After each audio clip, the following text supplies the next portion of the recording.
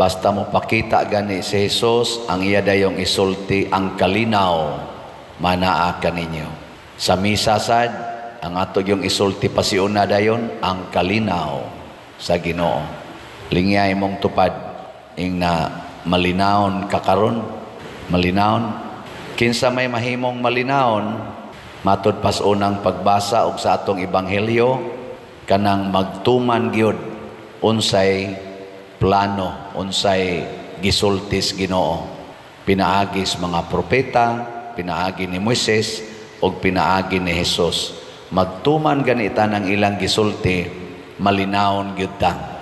Pero musupak ganita, anha gidiha ang troubles. Pareha ba aning naiplano no, kanang plano mag-construct og balay, mga building, tag-as makay nato mga buildings karon dinhis Pilipinas, perting daghanang building tag-as kayo. Kon ang mga engineers mutuman lang gyud sa plano nga gilatid sa kanana ang ilang gihimo nga kanang plano, building plan, architectural, structural, unsa pa na diha, civil nga mga plano, malinawon gitang mupuyo sa building. Kay kahibaw man ta nga lig-on kay nagsubay sa plano. Pero din agani mo subay sa plano, managana kita. Lingian sa imong tupad. Ing na nagsubay ka sa plano, ing na ba? Ing na nagsubay ka sa plano. Kanang color sa imong buhok, plano na sa Ginoo. Kanang purmas imo rong kilay, plano na sa Ginoo. Kanang imong relasyon karon, kanang imo rong gisigihag text, sigihan imong tawag-tawag, nasubay na sa plano sa Ginoo. Kanang imong gitupad og higda karon, plano na sa Ginoo. Karong May 1 magkasalta og nga 60 ka parisan, dugay nang nagpuyo-puyo.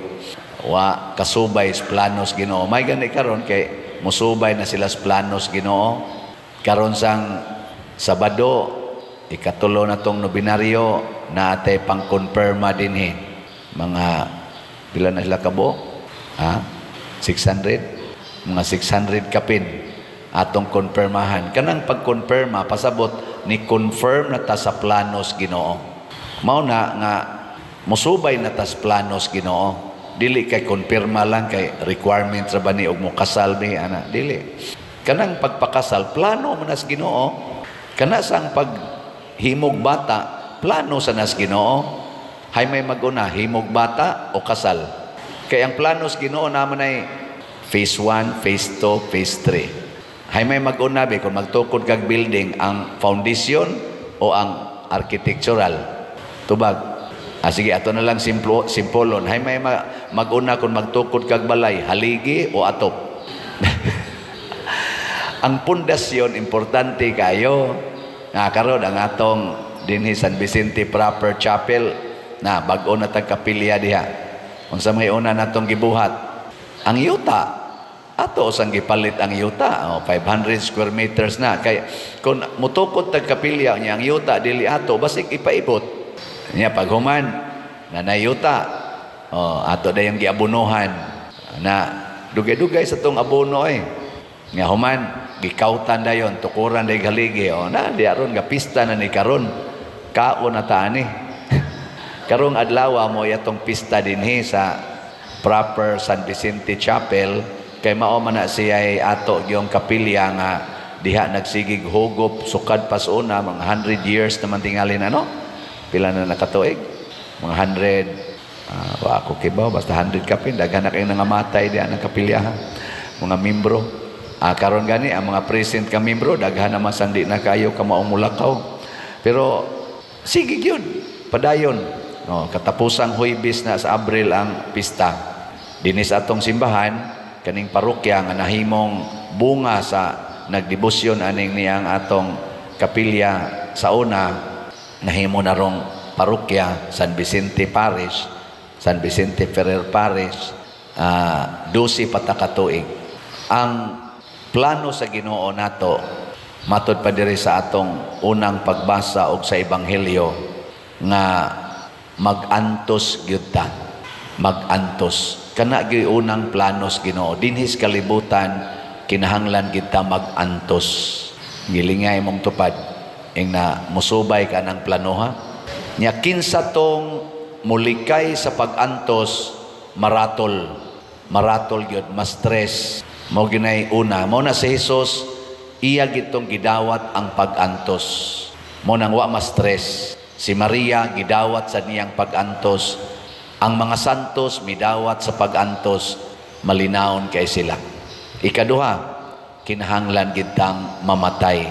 Simple ra kayo ang gisulti ni Jesus. Dili ba? Ngano mamong naratol man mo? Dili ba?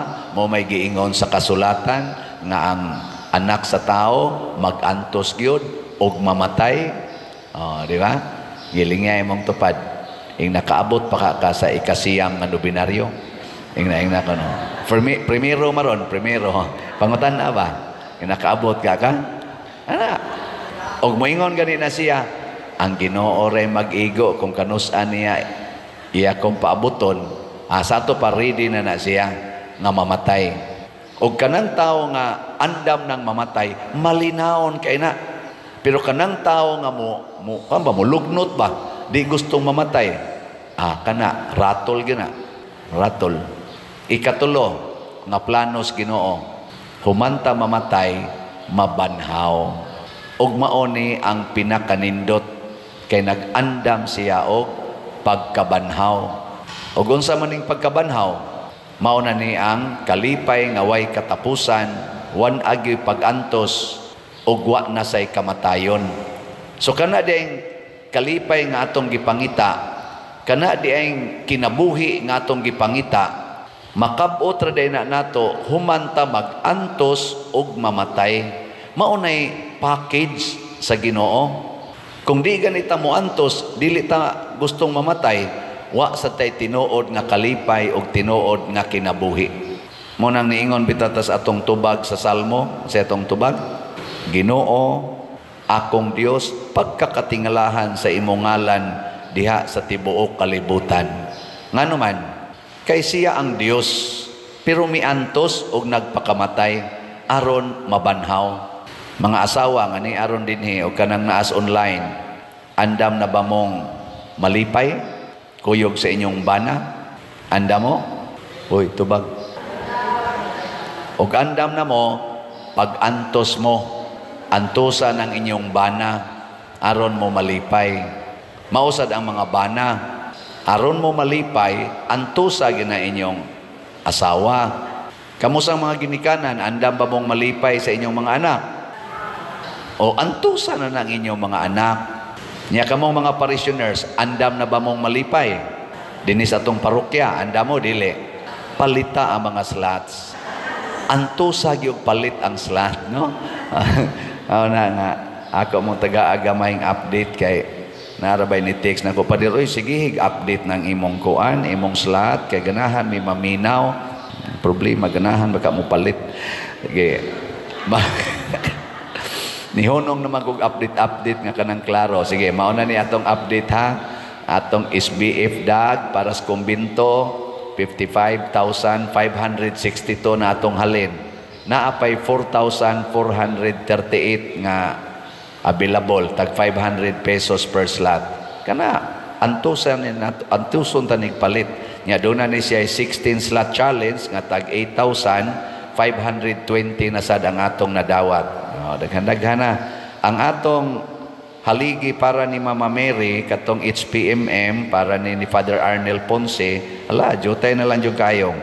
10,852 na atong halin, 1,148 na lang ang nahibilin. Tag 100 pesos per slot. Nya doon na ni 20 slot challenge, nga tag 2,091 na ang atong nadawat. Nya kining atong para sa pista, sugod na rabata karon, mga napo na lang kaadlaw gikan karon, mahurot na nip. Pero daghan pa kitag palitonon, pero musalig man gyud ko nga daghang mo antos og palit ani. So ang atong God's Healing and Deliverance Powers, GHDP, ang atong halin 30,192 na ka slots. Naapay 39,808 ka slots nga available nga tag 100 pesos per slot. Nya doon na ni 12 slot challenge kay ikadusi maron natong pista, 1,200 per challenge. 925 na sad ang atong nadawat. Pakpakan na to, be, ang atong namalit og slot. Salamat kayo. Ngayon niingon ako, padir, wa ka maratol, kadako pa ng slots palitonon, unya, pista na, nako, di ko maratol, andam kong muantos. Nga naamasan mo, nga di sad maratol og palit kada adlaw, no?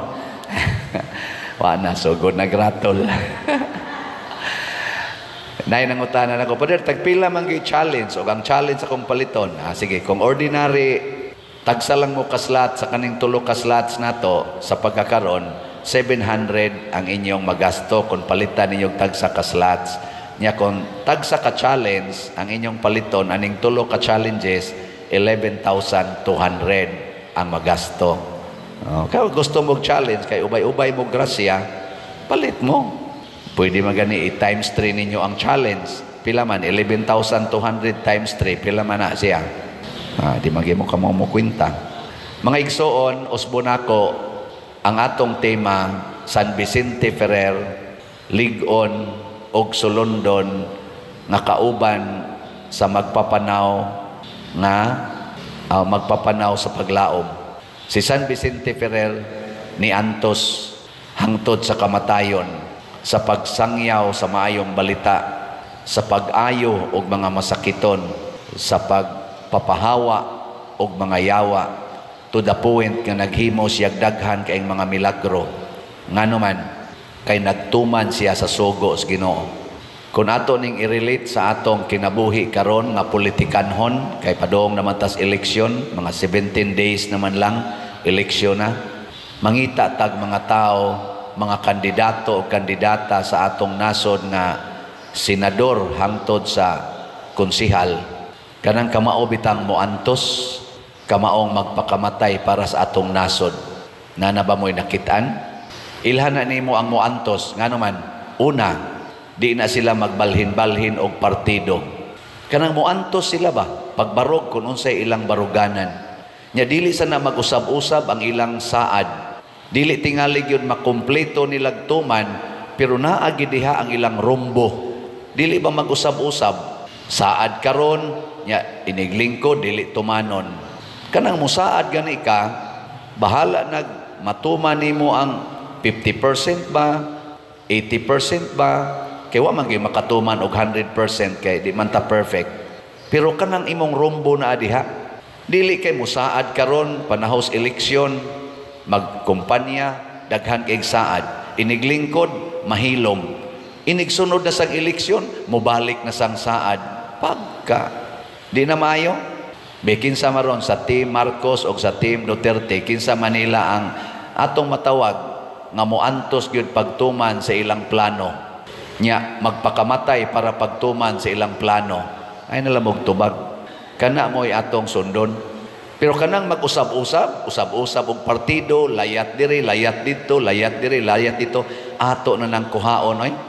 Mga wa nay baruganan. Dili ka maong moantos pagtuman sa ilang gisaad o gipanumpaan. Para ko ninyo mga asawa, ganahan mo sa inyong bana, nga nisaad ninyo pagkasal, unya karon magsigig tabok ngadto sa silingan. Ganahan mo, ana? Hoy, mga asawa, kusga. Suko naman gani mo. Tinubagan pa lang daan, suko na. Kamu sa mga bana, ganahan mo ng inyong asawa nga, saad ninyo, unya, inigabot na ikaminyo na, purti kayaw-yawan. Nya, mga bit pag yun usahay. Ganahan mo anak mga bana. Di oy. Kana gyud mo antos gyud kas imong saad. Muna kung makapili gani mo nga kani si Duterte, ni antos ni iyang saad unya iyang gituman o gipakamatyan, ang tanan nga naas linya ni Duterte ato nang suportahan kay puparihan na sila kinaiya. Kung si Marcos mao say nagbuhat anang maong pagtuman sa saad nga ni antos o gustong magpakamatay pagtuman sa iyang saad nato, ang tanan sang nakalinya diha ni Marcos atong suportahan. Nya naa man sa mga independente ato sang tan-awon ila-ilahon kung doon na basa na sila gisaad ug andam basa silang muantos og magpakamatay sa ilang gisaad. Kay wa man sila gisaad karong bati, pulos nindot oy, pulos gyud nindot. Pero ang problema iniglingkod na di na sila kamaong muantos ug magpakamatay silang gisaad. Lahi ni Kristo. Pagsaad ni Kristo nga iya tang luwason ug andam siyang moalagad ug magpakamatay para nato, iya ginanggituman. Mo nang iyang gi-remind pagbalik. Hinomdumi ninyo ang kasulatan. Hinomdumi ninyo ang gisulti nako kaninyo kaniadto samtang uban pa ako kaninyo. Ngi katapusang lingi sa imong tupad. Ingna antuso na nato ang pagpalit og slat. Ingna saad man ni nato palit og slat. Antuson tani og pakamatyan tani labi na gining para sa atong pista, ha? Tag 100 ra ni. Nya ang challenge 1,200. Kamo nay mag-igo ani. Sige. Manindog ta.